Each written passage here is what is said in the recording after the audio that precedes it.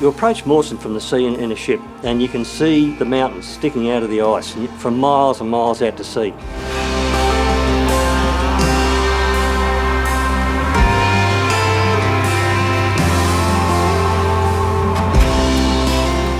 There was very little around to read about, but little bits and pieces I did get hold of. It was just fascinating, and I thought, wow, I've got to go to that place. It's just so huge and pristine.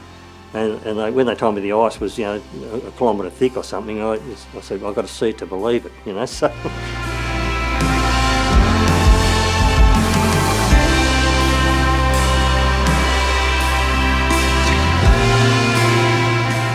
It's just fantastic, and these big peaks sticking out of this beautiful creamy surface of the continent, and that's the introduction. You think, wow, that is amazing. Haven't got any idea until you get right up into the close right into the islands, through Iceberg Alley.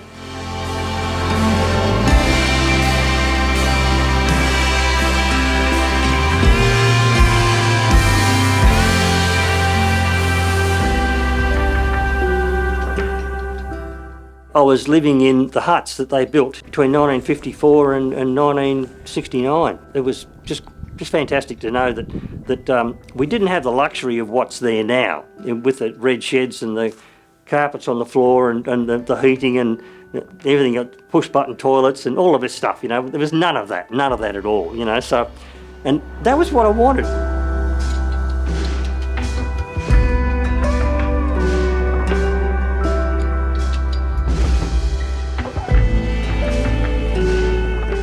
Everybody loved the dogs, they were great. We would be in the workshop there, and we looked straight through the windows of the wild workshop out across to the dog lines just on the west arm there.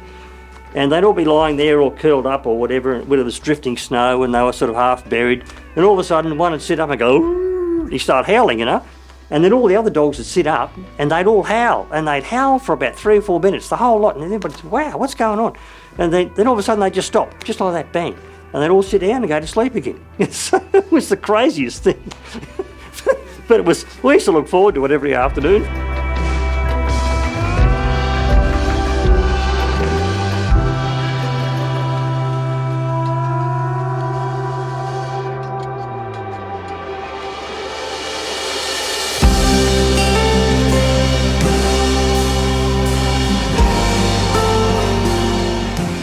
It's a great experience, the whole thing.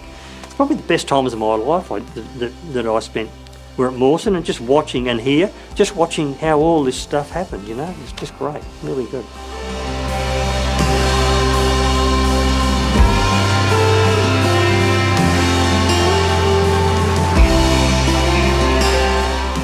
Initially, Mawson was established as a seabird monitoring site because the foraging ranges overlapped with where the krill fishing industry were operating, and it's the only place that the Australian Antarctic Program operates where we can estimate survival of any of our wildlife. And so that long time series of data has now become really, really important and valuable because survival is a key demographic parameter, really important for understanding what's going on for those birds.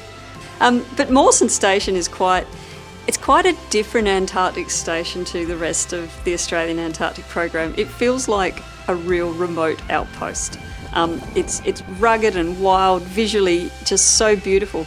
But the actual station itself doesn't have that many people. It's around 30 people, so it's one of our smaller stations, and it really feels like you're in Antarctica and you're in the wilds there. I think it's probably the setting, around the horseshoe, harbour or bay, and the mountains in the background, and just the whole continent sitting behind it.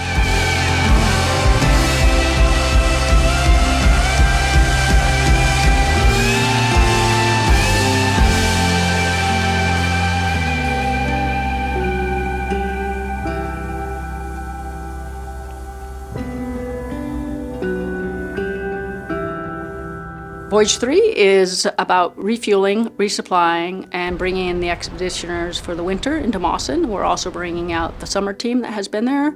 We're also going to go to Davis. We'll bring in a couple expeditioners and bring out a large team from Davis. Doing marine science on the voyage as well, so that is be happening on the way down and the way back as well. I'm looking forward to the whole adventure.